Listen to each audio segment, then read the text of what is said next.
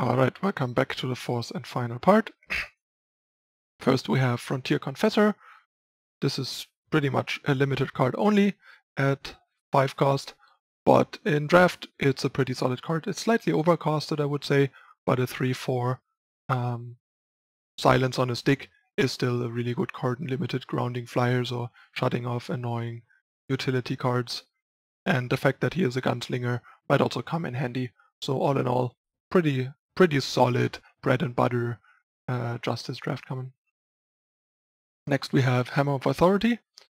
I'm a bit disappointed by this card, simply because, given that it's a legendary, it could have easily had at least like one stat point more, like one more attack or one more armor, so that it's just that tiny bit better, because the way it is right now, it's like just as a weapon without the text, it is almost worse than Auric Runehammer, which is a rare and costs 1 less, which is really not what you want your legendaries to be. And I think the text is just like kind of an almost free bonus. It's pretty narrow, and the fact that it's a weapon also makes it like sort of non-permanent, because they can pressure it with units or force you to use it on units and then you lose it. So it's also not like it's locking out the opponent permanently from your turn, making it feel very much of a free throw-in, and then a 5-cost legendary weapon should just be better than 4-4 in my opinion. The ability can be nice though, like I can see this being an interesting sideboard card against, say, Primal with like backlashes or unseals, and I don't know, Island's Choice, Entrapment, like against Horror based control decks like Chalice, or maybe Horror Control if it becomes a deck with the new set. This weapon could shine out of the sideboard and cause them some serious trouble. And in limited, I mean, a better Mithril Mace for 5 is still like a pretty solid draft card. But the text is hardly gonna matter much in limited, so it's mostly just a verse version of the, Duelist Saber, like the 5-cost horror weapon that gives you Aegis on top of being a 4-4. That's the other thing, like we have this double influence, double faction 5-cost weapon that's also a 4-4, and you get an Aegis instead of suppressing your opponent's spells on your turn. And that's an Ancam. Like, I don't get it. Like, the face Aegis is almost like worth more than this text is. It's just, I mean, sure, this is a single faction card, but still, it's kind of like, yeah. I think they pulled too far back on this one. Next we have Valkyrie Arcanist. Pretty solid draft common, clearly not a constructed card. 3/3 flyers for 5 are not great in draft, but they are solid. Flyers are just generally pretty good, and a flyer that gives you additional value kind of pushes it over the top. Like a vanilla 5-cost 3/3 flyer is like a filler, probably, but one that also gives you a gem blade when she dies is pretty good, I think. Roughly compares to the 5-cost Revenge Valkyrie in Argenport from Omens of the Past, I would assume. Possibly a bit better, actually. Next we have Challenge by Law. Once again, I don't think this card is good enough in Constructed usually. 6-cost hard removal, even with the bonus of silencing the rest of the opposing units, will just not do enough for the cost, and it's just way too clunky. And if this ever gets blown out by a Protect or something, you're just gonna cry. That card is just way too expensive. I think this would have needed to cost like, I don't know, 4 or 5 to be appealing. And even then it would be highly situational and clunky. But yeah, in limited it's still fine. Like, it's not great, but I mean, hard removal is hard removal, and the silencing the rest can come in a bit more useful in draft a lot of the time. Silencing like some small flyers or whatever, or suppressing some utility with the silence and killing that big guy is nice value. So feel free to pick this up in draft. After all, it kills their bomb, which is often all you need to like not get shit on, basically. So yeah, it's okay. Next we have Crown Watch Quartermaster. This card's pretty nice and actually pretty powerful. effectively we get 6, 8 in stats if we have Valkyrie ally for 6, and a pretty powerful ability. Sure, it's pretty expensive with costing 6 and exhausting Groundwatch Quartermaster, but permanently giving +X to a unit, where X is the amount of units you control, is pretty nice, and the fact that the stats are distributed over 3 units makes it pretty good against like grindier spot removal heavy stuff. Can only really be efficiently answered by a harsh rule or something like that. So yeah, this card and Xenon Obelisk are best friends, of course. The main question will be if this has a proper home in Constructed, but power level wise it's definitely Constructed worthy, I would say.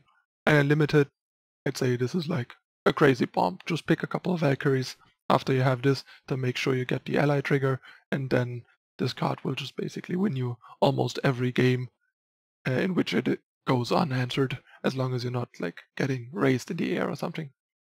But if you are like reasonably on par, this card is just a breaker. Next we have Emerald Spear, terrible in Constructed, and probably also fairly bad in Limited. Like a 6 cost 3/3 weapon is pretty bad. We have a 5 cost 3/4 weapon in Draft, which is already only decent, and getting a 2/2 soldier on Valkyrie ally for 1 armor point and another power extra in cost is so not worth it, especially given that the 2/2 is conditional. Like, if the card would cost 5, it would be like at least okay-ish, but at 6 it's just like terrible. This is just gonna trade 1-for-1 with some small unit from the early game that's probably already blanked by a blocker and give you a measly 2/2. And only if you have the Valkyrie when you play this, because it's probably gonna die the turn you use it. So yeah, this card is just so underpowered, it's ridiculous. Next we have Regent's Blade, another like Roland's Fist type card. Triple Justice, so pretty heavily focused on justice, making the wielder invulnerable to damage. It's really not worth a whole lot, given all the spot removal that will blow you out, or just silence, and only getting +3/+0 on a 6 cost weapon is just such a bad deal. In Limited this might be like okay at least, since it can just randomly run away with the game sometimes, but the invulnerable to damage is just worth so little and costed so high on this weapon, given that the weapon would probably cost like 2 or 3 if it didn't have the invulnerable to weapon, so it's costed between 3 and 4 power just for the invulnerable to damage. And it's just, yeah, not worth it. I mean, the opponent is just gonna ignore it till they answer it, or eventually jump block it, and you want to put it on your big guy anyway, so it's not like they often are in a good spot to block your big guy and so on. It's just, yeah, card is so awkward. Next we have Tower Shield. This card, once again, a bit too expensive and clunky for Constructed, but potentially pretty nice and Limited. +1/+3, locks up the ground pretty well on almost any unit that you put this on, and then gaining armor equal to the wielder's health can be really powerful if you have a couple of good relic weapons to use the armor on, because then you have this big blocker that protects your relic weapon, and that relic weapon with a ton of armor to like cut down all the like medium-sized opposing units and generate a lot of like virtual card advantage, which is pretty nice. So yeah, in the right deck, this is a pretty sweet card. Another draft-only card, if anything really. First of all, we have a irrelevant unit type in Soldier, a 3/7 for 6, which is not impressive. We have like 3 5s for 5 with no text, which are like bad fillers in a way. We have a 4 cost 3/5 with no text, which is pretty good. And now we get like +2 health and basically an irrelevant battle skill, because Warcry on a 6-drop is already pretty bad. Warcry on a defensive 6-drop is even worse. Like, what you're gonna do with this? Attack just for the Warcry and your opponent blocks it with their like 4 health unit? That doesn't seem like a powerful 6-drop to me. This card is just not good by any criteria. The card's just pretty bad. If you really need another like decent blocker, this might be your filler, but I'm gonna like be really sad about my deck if I have to put this in my draft deck. Next we have Aerial Attendant, another Bond disappointment, like most Bond cards honestly if you ask me. We get a 4/3 flying Warcry with a pretty weak Entomb of gain 3 armor, which mostly will pan out to gain 3 health, simply because, yeah, since this is an Entomb, it's pretty hard to plan for, so it's hard to make sure that you actually get to use it on a weapon, because the opponent might just kill it kill the armor before you get a weapon out, or this dies after you have used your last weapon or whatever. Like, what you're gonna do, hold on to your weapon in hand because you have this out in the hopes of this dying and waiting, and then just using it. That doesn't sound very good, so it's mostly just a gain 3 health, honestly. And all that for like a 7-drop, because for example we have these 3-cost Valkyries, but then you have to spend your entire 3rd turn playing them and your 4th turn exhausting them to bond out Aerial Attendant, and then all you get is like a 4/3 that doesn't even block very well at this point anymore. The turn it comes down, you also just exhausted another attacker or blocker. This is like basically mentor level bad. I think the only bond cards that are good are bond cards with unit types where there's overstated undercosted units, so you can do 2 things in a turn, like put out, say, a Sandstorm Titan on turn 5 and then use it to bond out the 5/3 charge Sentinel for 6 all in the same turn. So you don't actually have the mentor issue, because the problem with mentor is that it just costs you so much tempo, and the good mentor cards are also expensive that it's hard to drop a relevant unit and mentor it with the mentor card in the same turn, so you're not skipping an attack, and without endurance you're still at least skipping a block, which may or may not matter. So yeah, this is about as bad as a mediocre mentor card, really, and we all know how bad those are. In limited, if you have enough decently statted Valkyries to bond this out, it might be worth it, but yeah, I'm really not happy about this card. Next we have Crona of Authority. This card is just wow bad, really. We get like a 7-cost relic that basically gives our units 2 Warcry triggers when you draw them.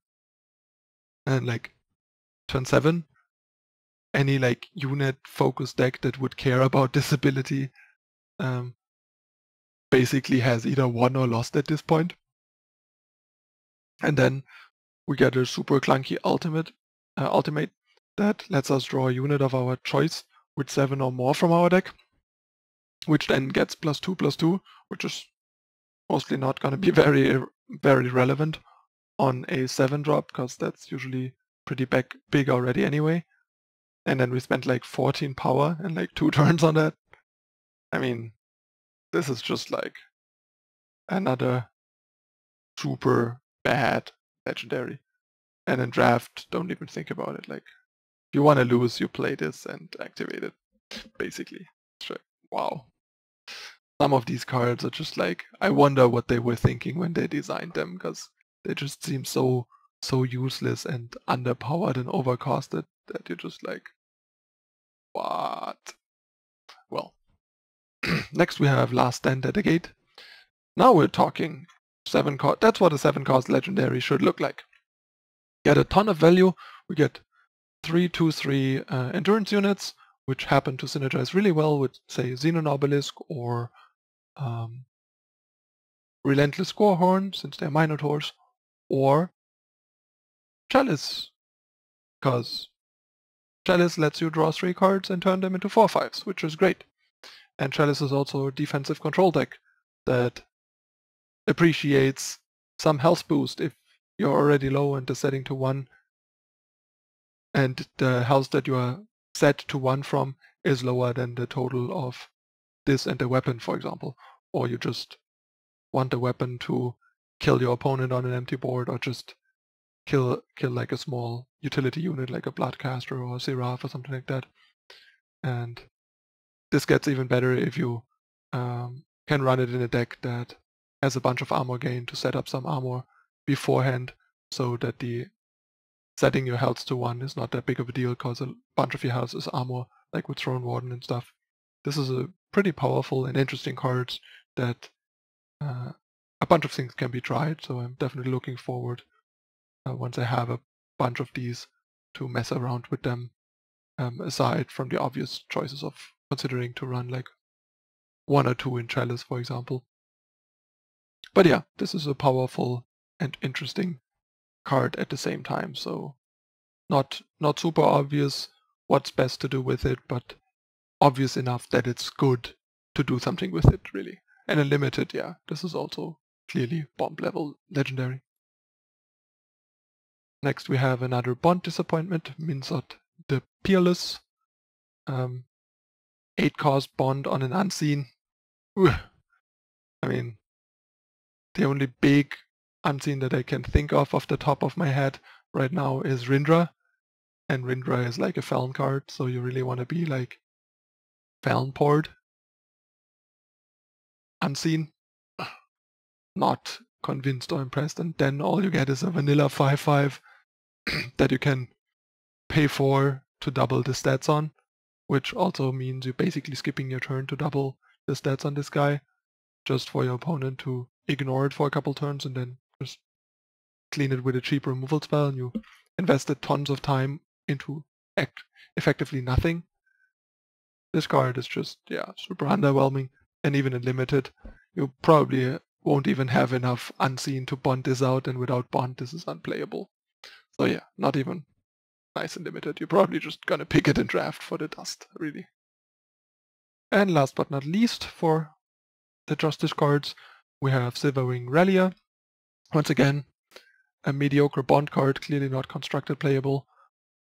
But in limited this is actually pretty good, I would say. Getting a 5/4 flyer is a pretty good deal. On the Entomb, getting a small unit is not bad. 9 is a lot, but if you have a bunch of 3 attack or more Valkyries, as a 6-drop with downside, this makes for a pretty solid 6-drop. Big flyers are always good, even if they are a bit of a hassle to get to or get out, but they can easily like run away with the game or dominate the game. So yeah, if your deck can support Silverwing Relia, I think he's a pretty solid addition to not super aggressive draft decks, basically. Alright, that concludes the Justice review, finally. Sorry guys that it took so long and had to be spread out over multiple days. Holidays and sickness got in the way, like I said earlier. And yeah, let me know in the comments what you think about the new format. Of course, for the next part, for the primal cards, I will release all 4 parts in one go as it was intended, not like this time spread out this much, so you guys don't have to wait to get like the full scoop on primal over multiple days. And yeah, also I hope the audio quality is back up to par. Somehow Windows like messed up my audio settings, and since I hadn't written them down anywhere, I only roughly remembered them and hoped they are like set up properly again. I tried to check and hope the microphone is not cutting out anymore and stuff, and the volume level and so on are back where they are supposed to be. The other 2 videos, the first 2 parts where the microphone apparently was cutting out, sounded fine to me when I checked them before uploading them, but apparently I missed some cutting out and volume issues there, so sorry about that. The whole holiday craze was juggling a bit too many things, and yeah, in the future we'll go back to the, hopefully go back to the production values and standards that we had in the last couple of weeks and months. Alright, thanks for watching everyone. As usual, if you enjoyed this, don't forget to like down below and subscribe for future videos. If you don't want to miss anything, turn on the notification button after subscribing. And that's it for the third part of the Eternal set review for the Dusk Road with all the Justice cards. See you next with all the Primal cards. I'm Manu S and I'm out. Bye.